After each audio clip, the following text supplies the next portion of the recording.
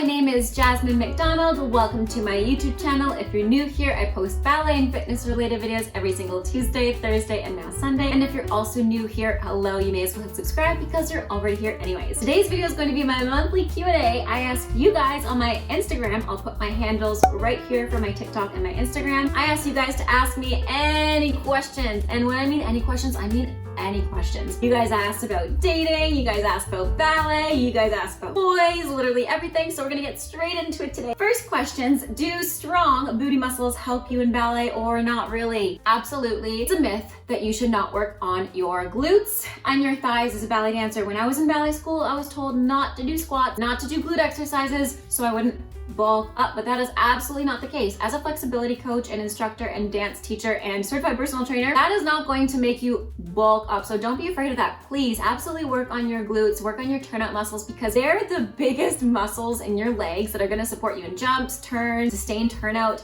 allow for your hips to be flexible. So absolutely they do. What have been your biggest technique struggles or things to focus on? Definitely jumps. Honestly, because I never trained my glutes and my thighs enough. Also my vasti muscles, which are just above your knee. I didn't really work on those because I was so afraid as a young dancer of bulking up. So I always struggled with jumps until I got to a company and I was just kind of like, hello, whatever. I'm just gonna embrace my body at one point, right? And then I started to see an improvement because I stopped being so particular in how I was doing them and I really used my muscles. I was afraid to use my muscles, to be honest, for a long time because I figured using your muscles equals bulky. That's just not the case. You gotta use your muscles to help sustain your joints and your ligaments and your bones and all that good stuff.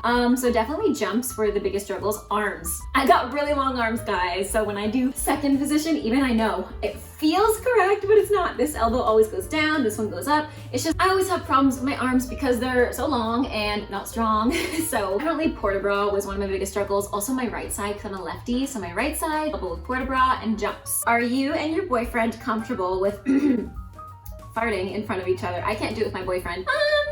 I'd say we are, but I still don't just like blatantly let it all out. Like I'll go to another room. That's less because of embarrassment, more for his sake. How did you and your boyfriend meet from Caitlin Hobbs? Me and Steven met through a really cute story. It's really unique, really special. I think he was 25, I was 23. One day when I got back home from Romania, I was like, I think I'd like to meet a nice Canadian boy. So I opened up my phone and swept through Tinder and we swiped right on each other, got talking. So we met on Tinder. Long story short.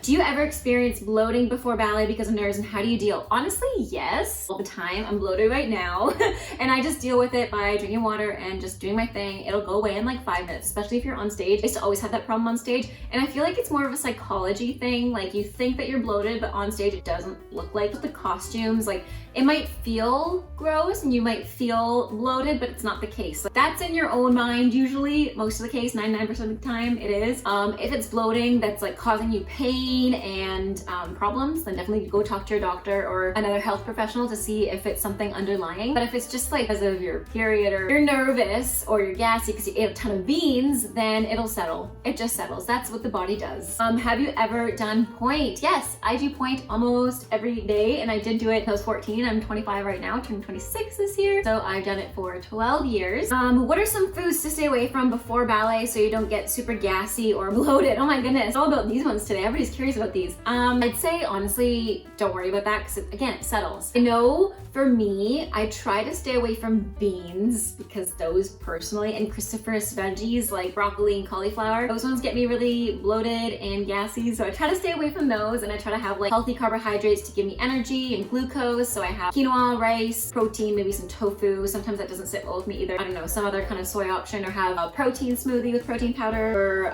other vegetables that don't get you as bloated and gassy that are a little bit less high in water content like zucchini. But sometimes I find that the high water content vegetables digest a little bit easier for me because they are high in water content, digest easier. I know that was very redundant, but honestly, just play around with different foods. Like oatmeal has served me really well in the mornings before ballet class. I also find cereal and oatmeal lactose intolerant, so absolutely no dairy here.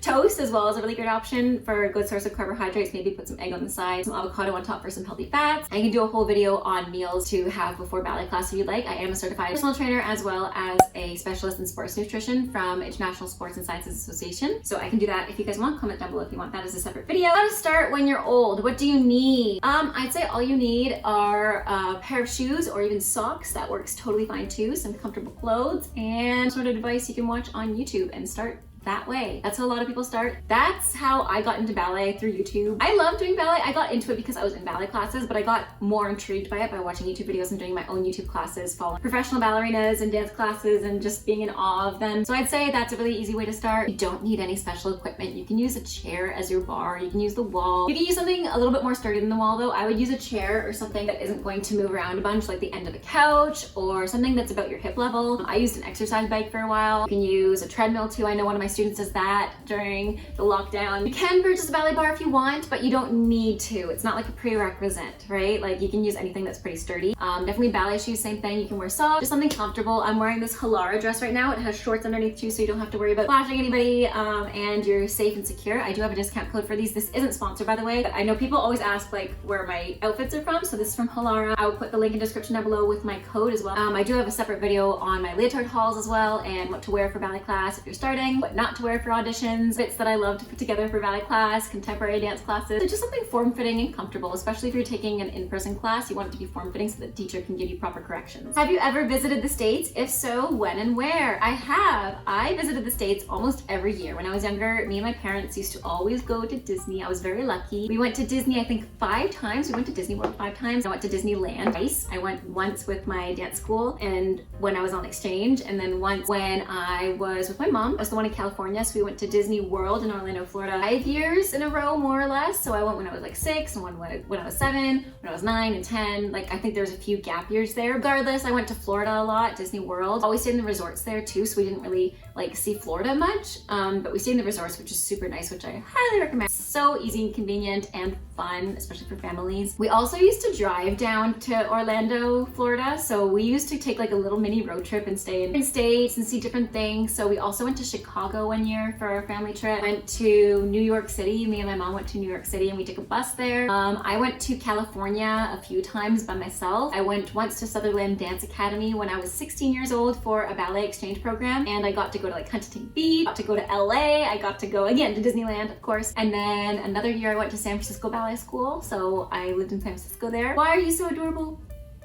I get it from my mom. Can you show us your favorite rollers, stretching bands, etc.? I don't have them with me at my mom's house. I do have a video on that, my favorite stretching utensils, equipment of 2021, and I need to update that. Comment if you want an updated version. I do, you know what? I'm gonna do an updated version as soon as I get home. I'm staying at my parents because the weather is, I'm staying at my parents for now, but once I get home, that's gonna be the first thing that I do, showing you guys my favorite stretching rollers. I have a ton of different things now. Like I have that Hydro gun that I love using. You guys have probably seen that video if you follow me on YouTube, Instagram, and TikTok. I love using that as post-recovery and pre-warming up. It's kind of taken place of my foam roller. I still love my foam roller. However, it has taken place of it because it's so much more convenient to use on those hard to reach areas. I do have a discount code for that one too, so I'll also put this in the link in my description below. You get $10 off at checkout, Hydro gun, and it comes in a really sleek and easy to use portable case. And the technology is, again, super sleek and easy to use. Like the button is super easy to turn on. It has 7 interchangeable heads. It has a stall force of 40 pounds. It's amazing. So I love my Hydro gun. I love using my foam roller, but I kind of retired her for a little bit. I use her sometimes, but not that much. I do use a stretching band constantly. I use the TheraBand one for my feet, for my arms. I use a loop band 24/7 as well. Not 24/7, sorry, but when I work out, I usually incorporate my 2 yoga blocks, my stretching loop band, my Gainer Minden middle splits band that I use a lot, my Fit Beast ball as well. I've been using a lot lately, getting into a little bit better shape so I can be more active in the summer. That's another thing I love. So I do most of my working out right before summer, but not because I want to have like a bikini body, but because I want to be active in the summer and I want to be able to keep up with all of our activities and hobbies. Me and Steven want to go on a bike ride. I don't want to be panting like, because in the winter, obviously you can't bike ride where we live, where there's a ton of snow in Canada, but we can in the summer. I was swimming too, so that's why I work out a lot more leading up to summer. It has nothing to do with physical appearance and everything to do with being able to move. I still work out in the winter, obviously. I kind of hibernate a little bit more, I'm not gonna lie. Mostly because I love being outdoors and being active outdoors and going for walks and runs and stuff like that. So I will do a separate video on that, Daria Popescu. I hope I said your name right. I'm 14, I've been doing ballet for some time, not professionally. What do I need to do to maybe have a career in ballet? I don't know how much I should work, and I love you. I'd say to have a career in ballet, go into it with a full heart, full open mind, and no expectations, because once you go into it with super high expectations, sometimes that sets you up for failure. Just go into it for fun and enjoy it, and enjoy the process while you're young too, especially. And if you do want to go pro, obviously work towards your goals. I'm not saying don't have expectations for your future. Don't put your life on the line for something that takes time to get, right? It's a process, and enjoy it is what I'm trying to say. So a lot of the time I find dancers get so stuck in the mindset, like, I didn't get this one thing and now I'm going to hate myself over it because I couldn't do this step and I couldn't correct myself and the teacher made me feel bad. If the teacher makes you feel bad, first of all, that's their problem, not yours, for not getting a step right away, because it takes time. It's a process. So don't be so harsh on yourself. Work hard, have fun, play a little, and enjoy the process. When did you start ballet? So I technically started dancing when I was 4 years old, and then I started professionally at 14. What is your favorite ballet? I'm super cliche, and my favorite ballet is Swan Lake, mostly because of the fluidity of the arms, the corps de ballet of the women, the strength of the black swan, Odile Odette, the contrast. I love Swan Lake. I'm a sucker for it. I love Swan Lake. So Swan Lake's definitely my favorite. I like parts of Le Bayadere, like I like the shade scene, but I don't like the beginning of it that much. Like, I don't know, it kind of borders on appropriation in my opinion. But I do love the shade scene. I think it's beautiful. All the things a ballerina should own. Good question. I answered this earlier with somebody else's question, very similar. You don't need anything. Absolutely, things help. So if money's not a problem for you, absolutely go for the fun leotards. Go for the fun, funky tights and the skirts. Certainly leotard and tights is like essential, so you can find some really inexpensive ones on Amazon as well. But if you're gonna go for like the fancy schmancy, treat yourself kind of ones, my favorite leotards are definitely Yumiko's As Designs, who I also have a video for. Again, not sponsored at all. That video wasn't sponsored either, but I genuinely love Christina's brand and love the leotards that she made for me in the unitard. So those are a few options. Definitely ballet shoes, and space. That's the biggest one. Lots of space to dance. You don't want to kick your foot into the mirror and crash and burn. How to start when you're old and what you need. A lot of these questions are what you need. And guys, the most important thing is yourself. You're able-bodied. That's all you need to dance, essentially. And how to start when you're older. How to start, again, going into it with full open heart and mind. How do you do when you're on your periods?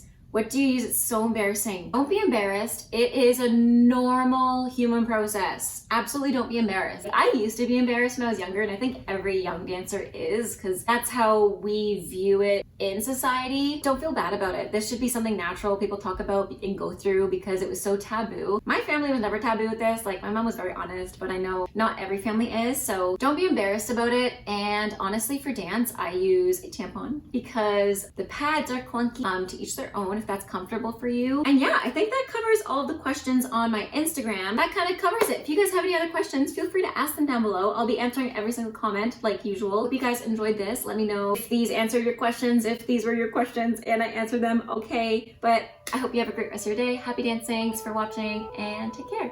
Bye now. And stay safe. I forgot that. That's always in my outro. Oh my gosh. Bye.